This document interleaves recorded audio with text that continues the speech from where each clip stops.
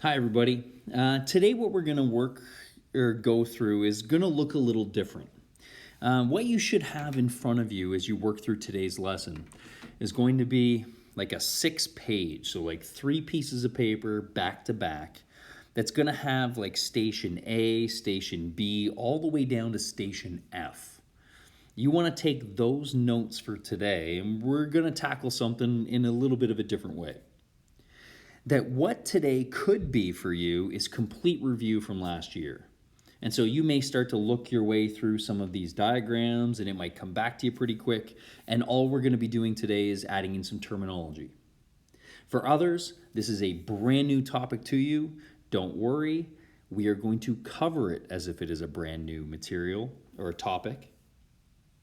And so some of the stuff on the page, as you see, is going to be completely new for you. No worries. What you're going to do is you're going to take a look at each page and do not worry about filling in this top section. We're going to put a name to what each of these stations represent. What you're also going to see then is a diagram and a solution. So I've given you a diagram in the first one, and I've told you what the value of P is. I've given you a diagram, and then I've told you what M is. Those are your if statements. So if this is the case, and if this is the case, then can you draw conclusions about the rest of those diagrams? So that's what we're working on today. If the blue is the case, and if the red is the case, then if we look down at the bottom, can we figure out what the value for N would be in that diagram, or the value for W in that diagram, so on and so on. Now, you're going to do that for all the stations.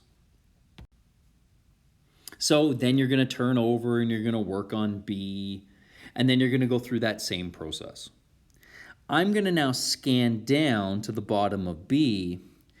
Don't worry about filling in this bottom section at all right now.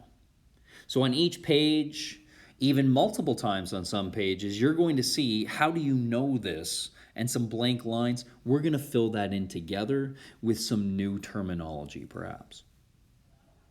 Okay? Your job is to go through those 6 pages. Now, if we were doing this all together in our room, I would actually set up 6 different stations and we would rotate through those 6 stations. I'd actually set the timer for about 1.5 minutes at each station. So what I want you to do is to actually try to push yourself, like go pretty quickly, put a little bit of pressure on, see the if statements on each page, and try to draw a conclusion then about what should happen for any of those problems where I didn't give you the solution. Can you take what you see in the if statements and can you apply them to the then statements? Okay, so when we come back, we're going to go back to page A, station A, and then we're going to go through and we're going to fill in some stuff together and we're going to talk a little about some theory along the way. Okay, so I want you to pause the video now and work through all 6 stations. Okay, good luck. Okay, and so we should be back and we should have all 6 stations completed. Okay, all 6 stations completed. And so if we want to jump into station A, then we should see that we had our if. Okay, if I look at that first one that I'm going to highlight in blue, I have this angle of 110. That's angle P. P in this case is 70. If I have this angle of 94 and this angle of M, M was 86, then I'm hoping that we were able to go through and draw a conclusion in our purple. That therefore N must be 65 degrees and W must be 117 degrees. And if I was to slide that up a little farther, then we would also come to find that angle V was 45 degrees and angle C was 109 degrees. So hopefully our values match up, and we're able to come in with those values on the 4 problems that we were able to come up with what that pattern was. So what I'm going to do is just kind of scroll down a little bit. What we should be filling in at the top of station A then, station A represents co-interior angles. Now, in terms of us working through that, I would doubt that very many of us, if we saw this stuff last year, went, oh yeah, that's right, this is our co-interior angles, that we probably didn't come with that terminology. However, if we scroll down to the bottom of the page, I'd like you to get that down. So what you see in red is basically how we knew that angles contained inside parallel lines add to 180 degrees.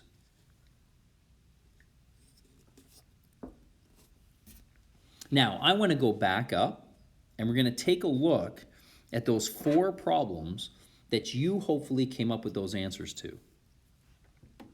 And I'm going to shade in a little bit some of that information. So if we notice, we have a parallel line and a parallel line. I know that those 2 are parallel because I see my arrow markers on there. And notice that this line that crosses them, that line is referred to as a transversal. And if we notice that that transversal, if I now highlight it in blue,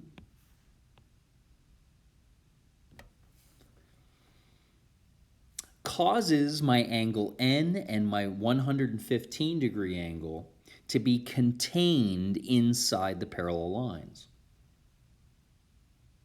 Now, take a look at my next diagram. You'll notice parallel line, and now when I put on my blue transversal, I get my angle and my other angle. So the 2 angles contained inside my parallel lines. Now, if I was to get rid of some of that shading, and I only focused on the angles on the same sides of my transversal. So even if I was to shade that in now on the next diagram, parallel line, transversal, parallel line, transversal. And if I was to even go back to the first 2 and really clean up that diagram, then we should be able to see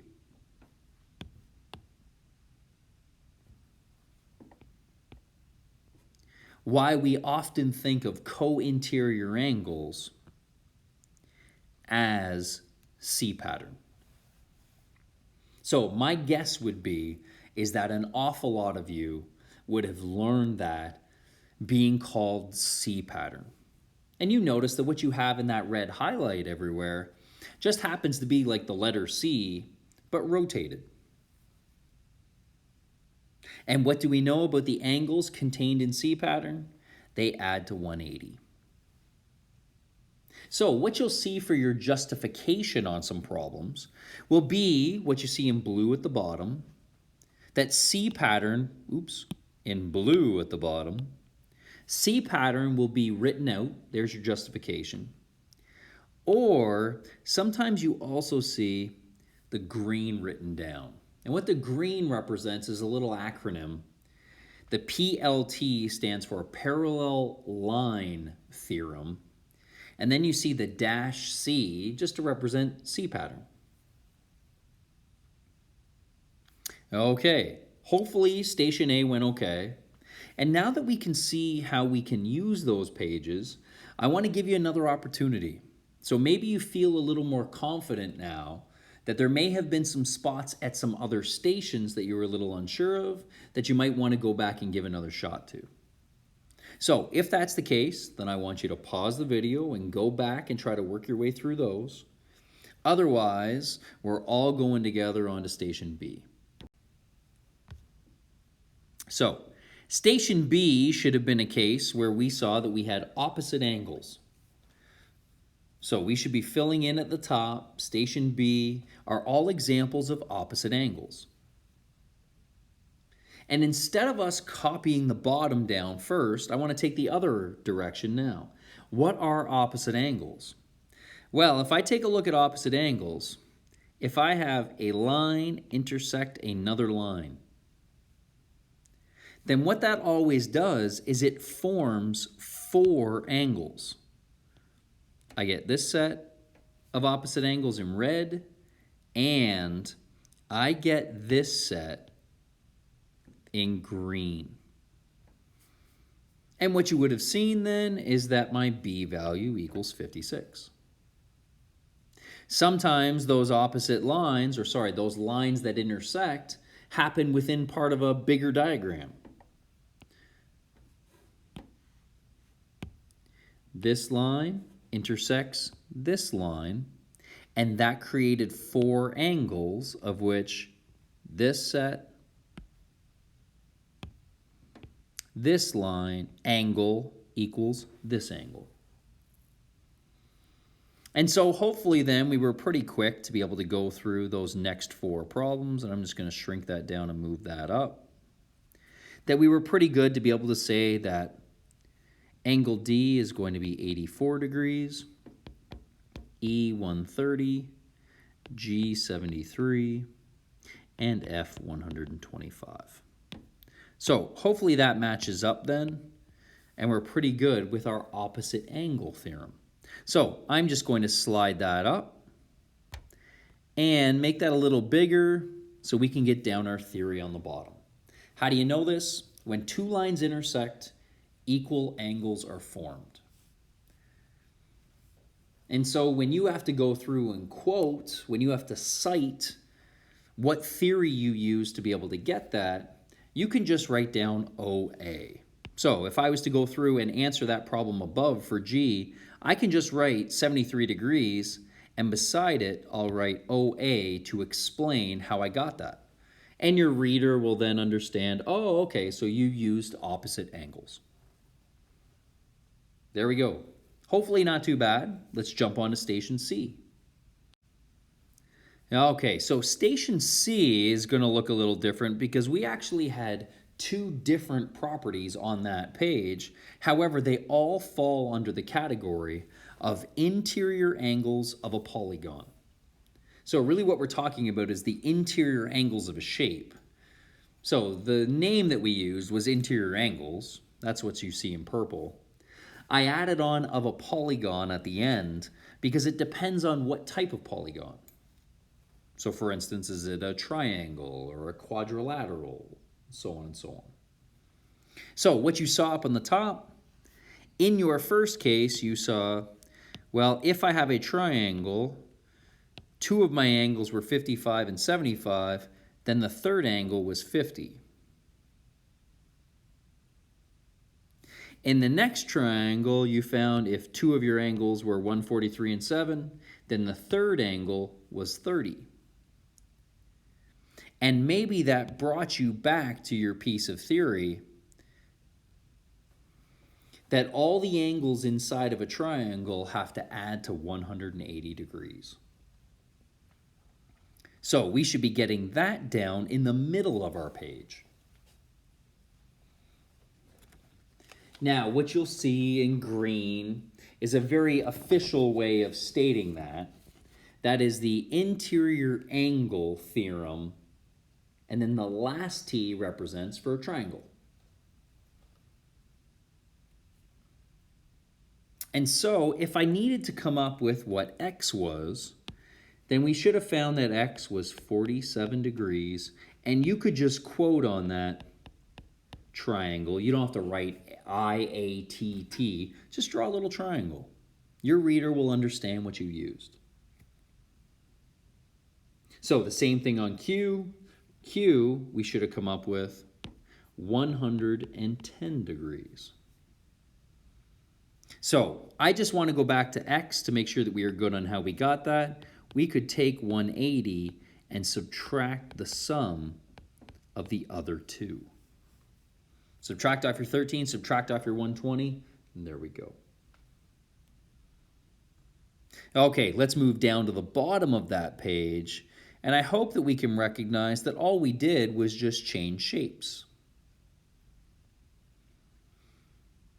And maybe then we saw a different property. Now, I didn't give you any answers for down below, and so as you work your way through, there was probably a lot of hesitation. But as you did complete that, I'm hoping that we were able to use what we know about the quadrilaterals that we are most familiar with. Okay, what do all the angles of a rectangle add up to? What do all the angles of a square add up to? And if I then started to take my square and tilt it and form a rhombus, notice that I have these smaller angles now that are less than 90, but I created these bigger angles that are bigger than 90. My sum will still be the same. And so as we worked our way through, I'm hoping that we were able to get down to an angle on M of 100 degrees, an angle on N of 100 degrees. And I hope that we didn't put an idea in our mind that all of a sudden everything had to be 100. And if we were to work our way through, we could see that in S, the next one, that I need to take 360 and subtract the sum of the other three angles. That all my angles inside of a quadrilateral work out to be 360 degrees, and so we get a little confirmation on the end. And so for all the same reasoning as what we had before, how do we know that? Because the angles in a quadrilateral have to add to 360. And there in green is your official way to quote it, interior angle theorem for a quadrilateral.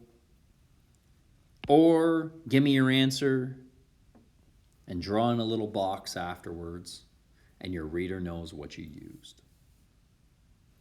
Okay, let's keep it going. We're jumping into station D. Okay, what we have then in station D are examples of what's referred to as corresponding angles. And the same thing as earlier, I don't think too many of us would really remember this one as corresponding angles. But rather, we might remember it a different way. Now, I actually think that coming up with the angle measurements is pretty straightforward. We see that the first one gave us 95, the second one gave us 75, so hopefully we were able to say that x would be 60, and then in this diagram, x would be 100. And if we were to shrink it down, then x is going to be 55, and x is going to be 87. And so we have these four examples of how I have equal angles in some different positions. Okay, how do we know that? Well, I want to draw to your attention first the definition. So I'm going to slide that up.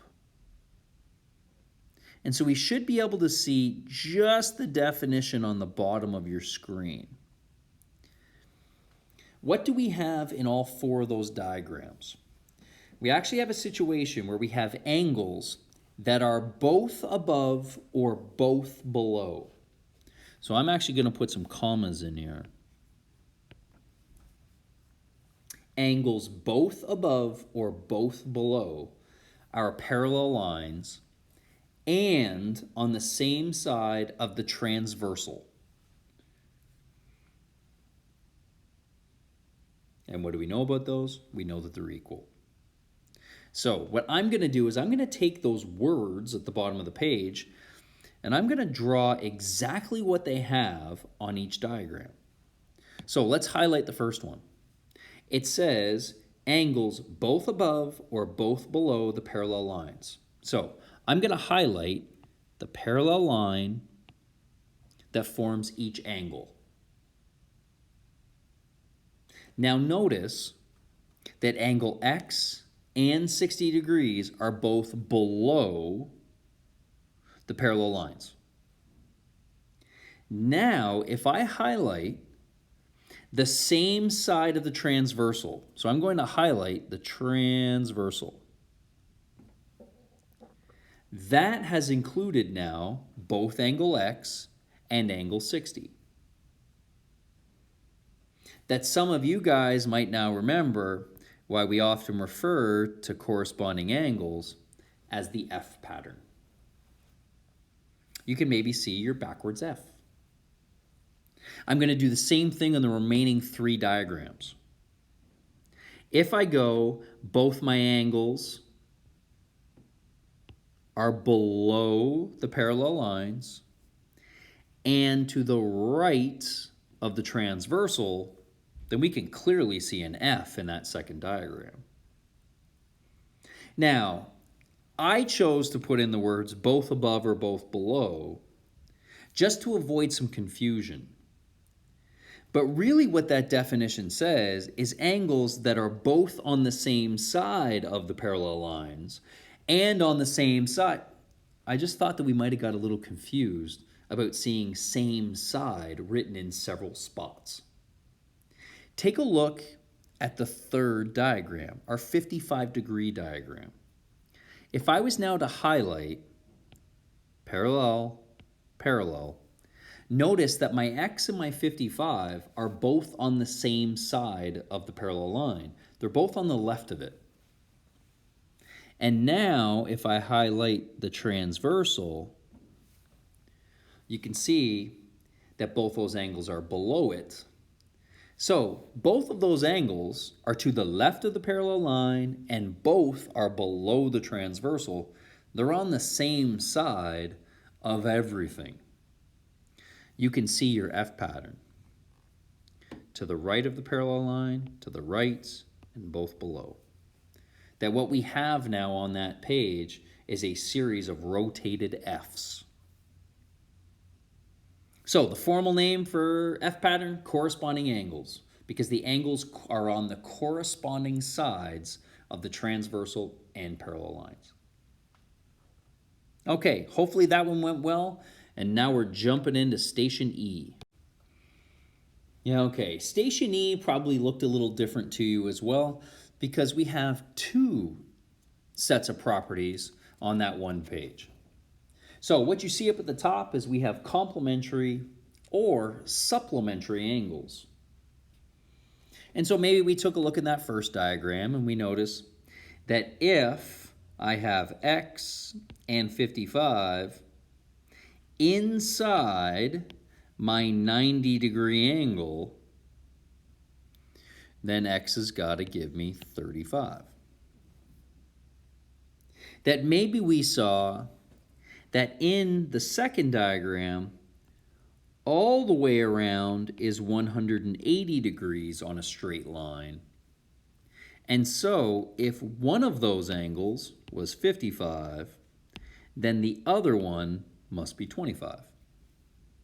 And you can really see that property when you take a look at the third diagram. I have a straight line broken up into 2 angles. One angle, 85. My other one must be 180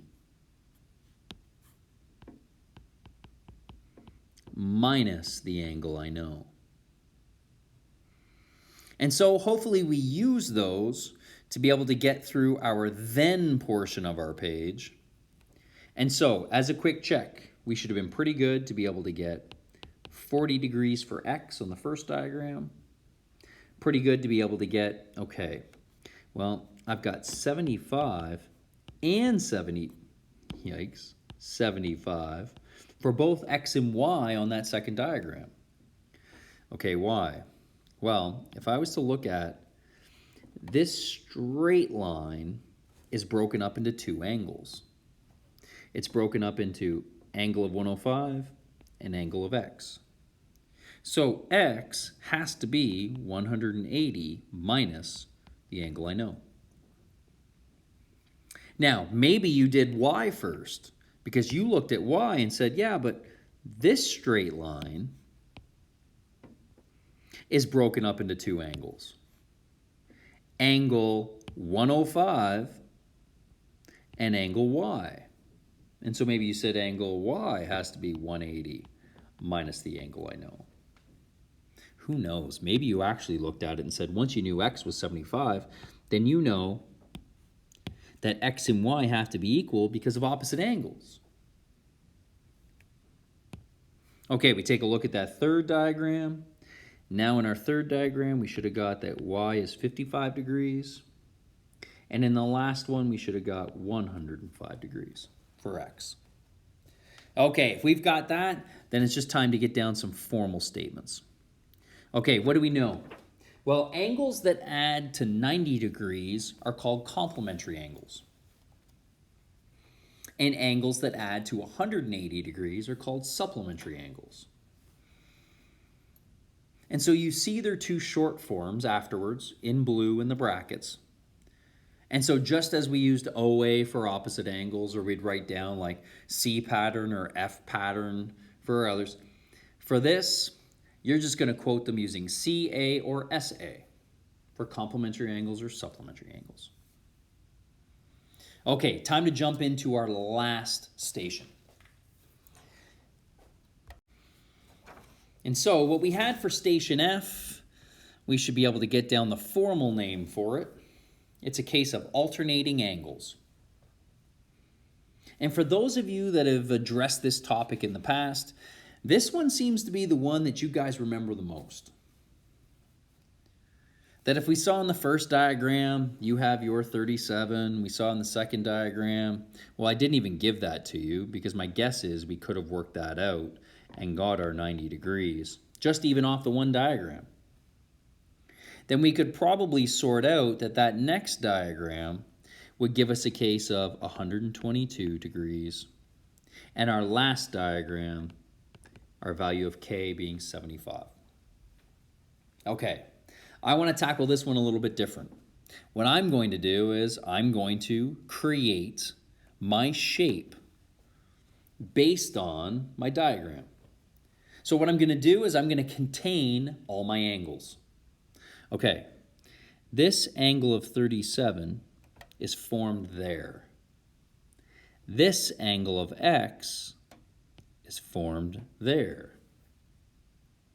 And some of you guys probably remember the other way that people think of alternating angles. I can do it again on my next. My angle of 90 was constructed there, the parallel line, the transversal. My angle of Z was formed parallel line, transversal. And maybe we're even like rotating our page right now to be able to see the kind of shortcut name that we have. Maybe we're just getting confirmation on parallel line, transversal, parallel line, transversal. And now we got like a backwards version there. And I don't know what the last one is. Is it backwards and side? Parallel line, transversal, parallel line, transversal. That hopefully we were good to be able to go through and address how we got that.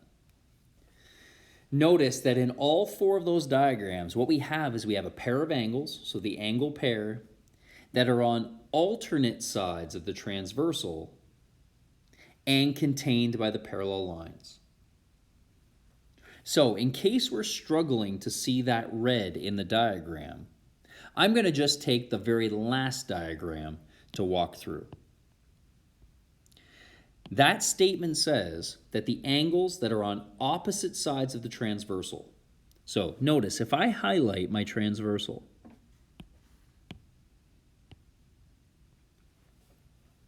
angle K is below it, angle 75 is above it. So opposite sides of the transversal. And now I need to contain it in my parallel lines. So I have to make sure that those angles exist between the parallel lines. Notice that we just drew our Z pattern. And so if I was to jump back to that green diagram, we may see that red statement. Okay, what I need alternate sides of the transversal. So 122 is to the right of it, A is to the left of it. Now I have to contain it in my parallel lines. So I need it to be between them. And you notice that we get what looks like an S or a backwards Z. And so what you see in blue then is all you need to be able to quote. Just quote Z pattern anytime you're using that and we're good. Okay, today should have felt like a little bit of a different lesson. And that was good. That we were able to take some stuff that may have been in our background and just revisit it a little bit. Or for those people that swear they have never seen any of these parallel line theorems or polygon angle properties, that we were able to go through and get a pretty good head start on them this year. Okay, your job is to jump in on your worksheet, get some practice done using these things and making sure that we can find missing angles on diagrams. Okay, good luck with your practice.